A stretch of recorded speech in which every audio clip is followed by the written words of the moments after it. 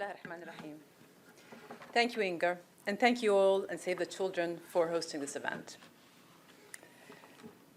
A child's cry is fine-tuned to grab our attention. It causes a visceral reaction, racing heartbeat, quickening breath, rising blood pressure. We see this in parents, but in other adults as well. A crying child in the room is enough to drive every other thought from our minds. It is nearly impossible to ignore a single child in pain.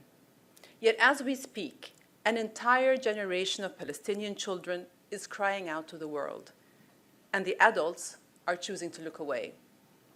More than immoral, it is unnatural. And yet, I will not recount the number of Palestinian children who have been killed, wounded, orphaned, or detained over the past year in Gaza and across the occupied Palestinian territories. You all know the figures, which are almost certainly an undercount. The easiest way to justify harming a child is to unchild them, age them up, demonize them, group them together in the tens of thousands so that they blur together into one faceless mask. But Mahmoud wasn't a number.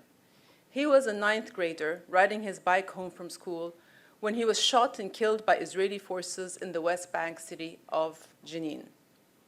Tala, killed in an airstrike in Gaza City, was a little girl in pink roller skates, hit by a piece of shrapnel on her way out to play.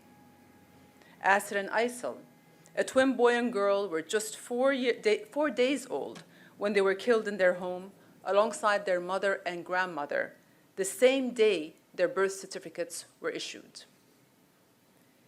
The early years are meant to be a time of wonder, of exploration, innocence, and play. Instead, Gazan children, too young to know their multiplication tables, are being forced into the roles of adults. They care for younger siblings. They wait in line for food rations. They dig through the rubble for anything that can be salvaged. Some people would prefer not to think about the specifics of Palestinian children's suffering. They'd rather hide behind the maxim that this conflict is too complicated and just move on.